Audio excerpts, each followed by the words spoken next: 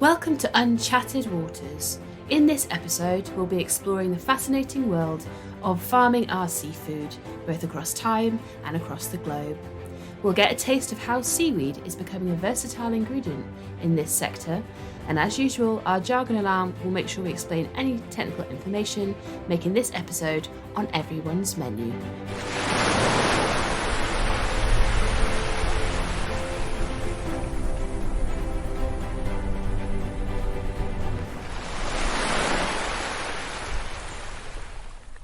Hello and welcome to Unchatted Waters, the podcast that talks to the people behind the science. I'm Kirsty, your host, and I'm so excited to introduce my two guests. Elisa Capuzzo, she's a senior ecosystem scientist working on plankton, how they fuel our oceans, and seaweed aquaculture. So you could say her passion spans both micro and macro algae. Jeffery is a principal aquaculture scientist who started as a fish health inspector 23 years ago, so it's safe to say he has a good all-round knowledge of aquaculture and its sustainability. Hello both, welcome to the podcast. Hello. Hi Kirsty. So great to have you here. So in your biographies there, I've used the word aquaculture quite a few times. So Keith, can you explain exactly what is aquaculture?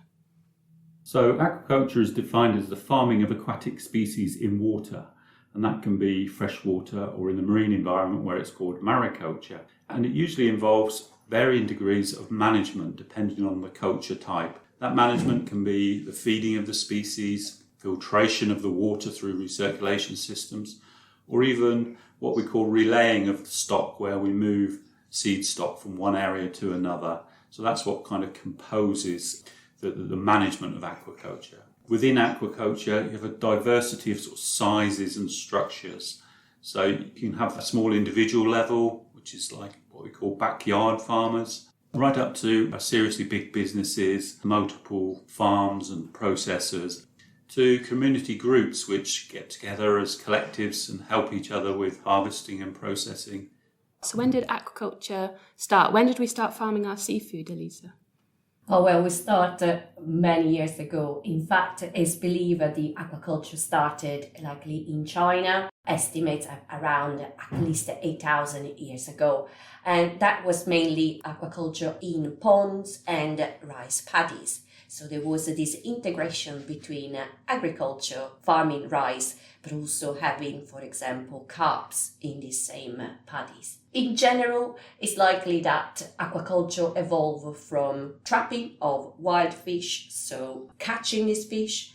Then they started to keep these wild fish, for example, in ponds and closed area, and then follow the domestication of the fish and aquaculture. So although aquaculture started over 8,000 years ago in China, in Europe we start to have evidence of aquaculture mainly with the Romans. So we're looking around 2,000 years ago. They also farm carps, but they also like the seafood. So they were farming, for example, shellfish and oyster.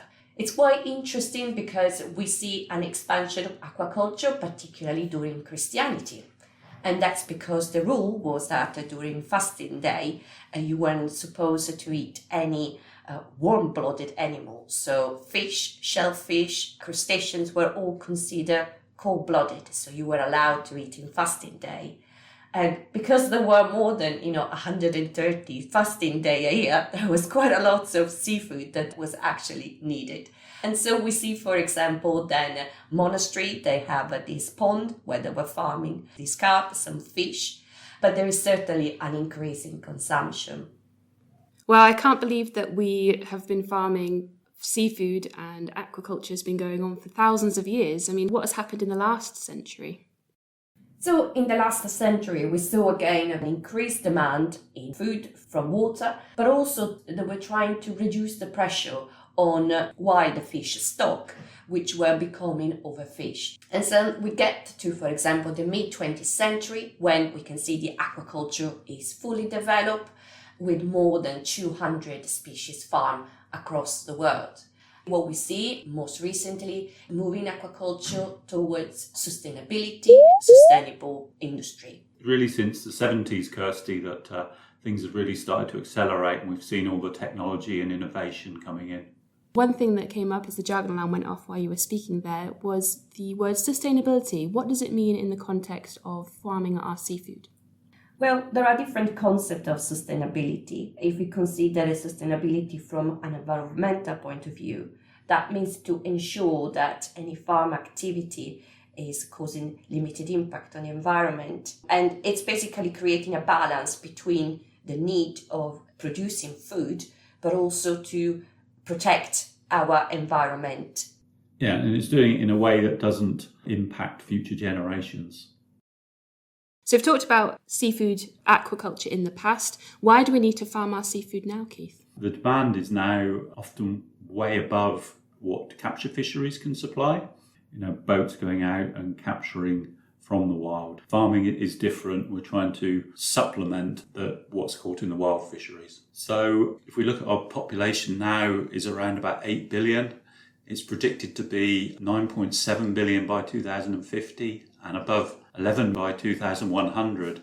So there really is a huge deficit there in what we can produce from the capture fisheries and what we actually need as a global population. If we add up all the targets for the countries that are trying to increase their production, compare those targets against the actual demand there's likely to be, then there's a really big gap in that aquatic food supply.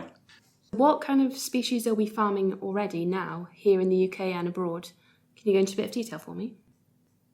Okay, so if I kick off talking about finfish and shellfish, and then pass over to Elisa to talk about seaweed and extractive farming. So on the global landscape, by far the biggest fish produced across Asia are cyprinids or carps. Also on a large scale globally, you have tilapia production in Asia and Africa, prawn production, crustaceans in Asia and South America. Within the UK, by far the biggest sector by value is the salmon farming, which is primarily for food. But we also have trout production, which is for both food and for sport fishing. And then we also have carp farms, but they tend to be not for food, they tend to be more for sport fishing. And there's a range of other novel species being grown in sort of enclosed secure recirculation systems, such as clarias or African catfish. And on the shellfish side of things, we've got a long-established mussel industry, two types of oysters, the native oysters and the Pacific oysters. So I'll just pass over to Elisa. Seaweed is produced on a global scale. In fact, every year we produce more than 35 million tons of seaweed fresh weight. The majority of the production actually occur in Asian countries, but seaweed production occurs also, for example, in Europe. So in the UK, we have the first seaweed farm in 2015, and now we know that we have more than 15 licenses for farming seaweed. So it's definitely expanding and is happening all over UK. So England, Wales, Northern Ireland and Scotland. It's a novel industry, but it's definitely growing.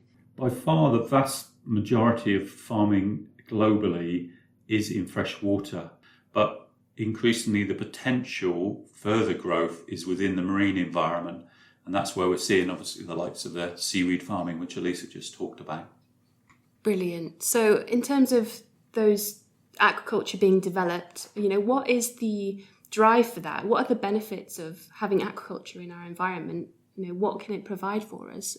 Well, the first aim is food production, producing proteins to feed the populations, but there are also other services that aquaculture can provide, and this is particularly true for forms of aquaculture, which is actually called, sometimes referred to as regenerative aquaculture. And we often refer to this when we talk about the seaweed and bivalve aquaculture. Sorry, the jargon alarm's gone off there. Could you explain what a bivalve is? A bivalve is basically a mussels or an oyster shellfish organism that has two valves that open. So as I say, we refer to seaweed and bivalve as a regenerative because they have this ability of potentially improving the environment in which they grow. Some coastal environment particularly may have a high level of nutrients. So when seaweed take up these nutrients from the water, is actually helping improving the water conditions. Seaweed and bivalve aquaculture, they actually offer an additional habitat in the water columns. And so they can result in increasing the diversity of organisms that actually lives in or around the farm. And also these sorts of activity can be really important economically. They can provide new sorts of employment, not just through the farming activity, but also through the processing and selling of the product. So yes, we can say that aquaculture can be really useful in providing different services to the ecosystem and not just food provisioning. So Elisa's just talked about the regenerative side of aquaculture, but perhaps I could say a little bit about the kind of restoring and restorative angle of aquaculture. So one of the best examples here is if we look at the sturgeon. There's many species of sturgeon which are farmed globally now, and that's as a result of overfishing of the rivers. So as well as the production of sturgeon for caviar, they're quite often restored for restocking the rivers, to giving the population a boost. And that's where we have to be really careful of the genetics, that we're breeding the genuine strains from the right rivers. The sturgeon's a really nice example of aquaculture helping to restore the sturgeon to its native rivers. And we've got similar examples within the UK, preserving our crucian carp populations and restocking them into lakes, along with other marine species such as shads. There's some nice examples where aquaculture has been used to restore what you get in tropical fish shops or garden centres that are selling ornamental fish for people to keep in fish tanks or the garden ponds. Aquaculture is used to restore and breed some of those species which are threatened. So we've had a lot of description about aquaculture and different species, different types, but I'm struggling to visualise what they actually look like. Yeah, so aquaculture comes in a variety of types. There's a huge range of systems for aquaculture production. So they start off with traditional static ponds. Those are often supplemented by some type of aeration to provide oxygen for the fish. Then you move on to flow-through ponds and raceways where they have a constant flow of water and maybe some type of filtration or settlement or clean up at the end of the outlet from the farm, to net pens within the sea, submersible cages, and recirculating aquaculture systems which are fully enclosed within large buildings or polytunnels. And then I'll leave it to my colleague Elisa to explain more about bivalve and seaweeds. In terms of bivalve, some of them may be just growing on near the bottom, some may be suspended from the surface, they drop down through the water columns. It depends on the species, and it depends on whether you are cultivating these species in coastal shallow waters or in much deeper water. In terms of seaweed, normally on long lines, there will be one long rope, say 100 meter long stretch, just below the surface, a meter and a half below the surface, suspended thanks to buoys, and then at the extremity anchored to the seafloor through some anchoring system. But they could also be farmed, for example, on textile, like a big long mat that is just below the surface. Seaweed would just grow out of it, or even in modular system, which could be circular or rectangular. So yeah, really there is a variety, and also for seaweed, you can also grow them on tanks on land, quite close to the sea, obviously, with seawater. So there is really a variety of methods that you could adopt to farm all of these species. And some farms, Kirsty, will combine those systems. So they might have some static ponds, but then they might have a little recirculation system as their hatchery. So quite often they combine different types of aquaculture within one farming business. So Keith, you mentioned a hatchery. Can you explain what that is? Sure. So a hatchery is really the part of the business that rears the juveniles for restocking. If you're talking about trout, a hatchery will have the parent fish. The eggs are taken, they're laid into trays and hatched. And they're usually kept in very precise, gentle conditions because they're quite sensitive at those stages. So they're a bit hardier and a bit larger, and they can go out into the main on-growing units. When you talk about restocking, you're talking about those small fish, once they're at that hardy stage, they go back into the farm and get grown to size. Is that what you mean? Yeah, restocking can be to grow to a larger stage, or restocking can actually be in a fishery situation where you restock fish into a sport fishery for anglers to capture. So we've talked about aquaculture, its benefits, some of the species that we farm. How do we fit aquaculture and all these benefits on land and in the marine environment? That's a really interesting question, Kirsty. And that's because if we consider, for example, our coastal environment, they can be quite busy. You would have, for example, navigation happening, you may have recreational fishing, you may have protected area, you may have all sorts of different activity. So it's really important when you define and decide where to do aquaculture that you find a place that has good environmental condition to grow that species. But also you want to make sure that the activity is not impacting on other uses of the area. So it's a balance between what is the best place to grow the species, but also limiting any potential conflict of impact that your activity will have. So we do that through what is called marine spatial planning. We capture all of this information and we just look where the best point is, where all of these conditions meet up. So we have the best environmental conditions, but the least conflict. I mean, I say that some activity may not be compatible one with the other, but other could be. So for example, aquaculture could be located with the other activity, and potentially different form of aquaculture could be located in the same place. And we see that, for example, happening in UK, bivalve aquaculture and seaweed aquaculture combined at the same place. Increasingly, Kirsty, the move for aquaculture has been towards more exposed offshore environments. The inshore, more shelter environments are more sensitive and more heavily used. So there's this move to designing systems which are capable of moving out into deeper water, where there's perhaps better conditions and less impact, done through a range of different systems that are evolving. Some of these systems are closed systems, some of them are submersible, some of them are movable. This offers a great opportunity for the future in pushing that aquaculture and using space further out at sea. There's areas on land which aren't very well used at the moment. So in the Middle East, they have some sort of quite large areas which are effectively desert. Now, it might seem crazy to think about fish farming in those areas, but if you can get a water supply there, it's got a lot of advantages in terms of solar energy for producing power to run the pumps and the filtration. So there genuinely is large aquaculture parks and recirculation systems contained within buildings being built within desert environments. There's other options apart from the traditional using of existing rivers or the sheltered areas near the coast. It's about that careful planning, both on land and marine spatial planning. But it is also moving into our city, and that's what is sometimes referred to as urban aquaculture. And this could be, for example, if you're walking in Singapore, there may be an 8-story building. Each of these floor or this building has a circulating system is actually growing fish.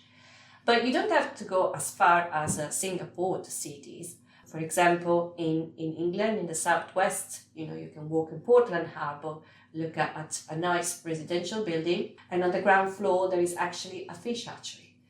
It's not just moving offshore, but it's also moving closer to the city. This is why we should really seriously consider aquaculture for the future, is because you can grow fish and species in 3 dimensions, so vertically. That gives you the opportunity to produce a lot of product in a small space if it's done well with a very small environmental spatial footprint. This can be done in a building, as we just described, but also in the open water. We can farm the all-water column. So we can have, for example, seaweed at the surface because they need light. You can have, for example, mussels or droppers that drop down through the water column, and potentially oyster or other organisms at the bottom. So you're really maximizing the space from the surface to the bottom of the water column. And because fish adjust their temperature to the water they're growing in, they're actually very efficient converters of food into protein, because they're not expending energy in maintaining their body temperatures. When we're looking at Elisa's areas for kelps, they grow incredibly fast in comparison to lots of terrestrial crops. That's fascinating. You could have an urban fish farm vertically. So you talked a bit, Keith, about the development and the future of aquaculture. Can you maybe go through a couple of key innovations that are happening at the moment that you really think are going to start driving the future of aquaculture you're really excited about? Yeah, so perhaps I'll start with recirculation aquaculture systems. There's an awful lot of enthusiasm and investment going into making really seriously large recirculation systems that are capable of producing between 5,000 and 10,000 tonnes of fish.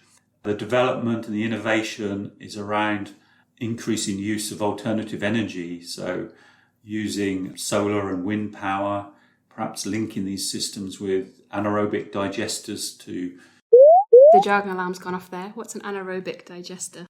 It's a system that has been developed to break down waste products from, if you maybe have some cattle waste and you put it in a big tank, fermenting it and breaking it down, processes then in the breakdown convert methane, which can be converted into warmth and energy. So that's just one example. There's other examples of these recirculation farms linking with other types of energy. So it might be water being pumped into the ground to increase the temperature, or using waste heat from computer centres. So that whole innovation around energy efficiency for recirculation is going to be very important for the future. But if we talk a little bit more about traditional net pen aquaculture, so they actually have cameras that are monitoring the food waste to make sure there's not any wasted food. The feed can be done remotely then, and make sure there's no waste ending up on the seabeds. And also those cameras can be used for identification of any health problems like emerging lice issues. So there's a range of innovation across a range of different aquaculture systems. As Elisa said, maybe seaweeds and shellfish with finfish, and how one species can clean up the waste from another one and use it as a fuel. So lots of innovation across all the different sectors. And the use of technology, it's just blown my mind. Thank you so much for that detail. Could you go into a bit more detail of what can we use seaweed for? Why do we farm it? Food is one of the first main reasons why you farm seaweed. But it's also about a lot of other products. Seaweed can be used, for example, as a feed or supplement for animals in the aquatic and in the land environment. And we saw, for example, a recent study that if you add some seaweed to, for example, cow feed, you can reduce the methane emissions, the emissions produced by cows, particularly when they burp.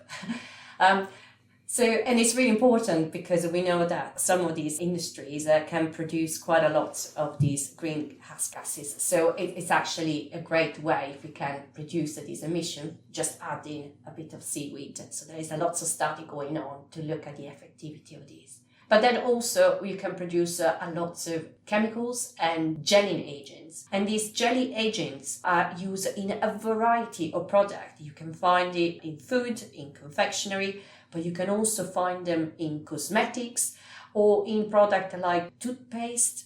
And so you really, without realizing it, you're really consuming seaweed in all sorts of different forms. Then seaweed can be used for fertilizer and to improve the quality, the growth of plants on land, or for example, the quality of the soil where they grow. And then we move to bioplastic. If you think about your takeaway container, they have inside a kind of plastic lining where you can do that with seaweed, and they will be fully compostable. Or for example, sachets for your ketchup or for your shampoo. And again, that those will be completely degraded at the end of the use. And then also you can make clothes out of seaweed. So it's really an incredible product, and it can also be then digested, as Keith explained previously, to produce a biofuel as well. So I find fascinating how many ways you can actually use a seaweed with very little waste. I recently sent Elisa a picture of me drinking a nice bottle of seaweed ale, and I believe Elisa actually brought some seaweed gin, which we sampled once. Oh yes, I like that sort of sampling. Is the variety of product you can find it from drinks, chocolate, in cheese, in salami, crackers, and you name it. There would be a seaweed variation of that. So it's really enjoyable and not just fascinating. Yeah, I'm never going to brush my teeth the same way again. I'm going to be thinking about that amazing seaweed. So I guess we're coming to the end of our episode here, and what I'd like to do is go between you and ask you for a couple of fun facts. So the reason that we wanted to ask this for our feature, when I'm at a party, I want to have a couple of facts that I can say, did you know? What fun facts would you want to tell our listeners that they take away from this podcast to really impress their friends at the next seaweed beer drinking party? Oh, well, I'll just carry on with the list of products where you can actually find these seaweed gelling agents. And then, for example, this extract can be used in your ice cream because they make it melting slowly. So you can use them to stabilize the head, the foam of your beer. Or it's actually these gelling agents can be added also to bread so it can last longer. On the fish side of things, I've seen examples where tilapia skins have been used to make handbags. So rather than throwing away that part, they're actually turned into a useful material. That's incredible. Do you have any concluding remarks that you'd like our listeners to find more information or think about and to take away? For me, it's an exciting area. That's why I've devoted a big chunk of my career to it. I think we've only really seen the start of it, and it offers opportunity to provide us with a very healthy type of food for the future. We can do it by using innovation and technology and good planning in a ways that doesn't impact on the environment. Just a very exciting future for the whole sector with what's going on. For me, what is really exciting is about the potential that aquaculture can offer, which is not just limited, and I'll say just between brackets, about food production, because obviously food production is extremely important, but also potentially improve the environment in which we live. Brilliant. This has been such a eye-opening, fascinating episode, and thank you so much for your time. I've really enjoyed speaking to you both today. Thank you. Thanks, Kirsty.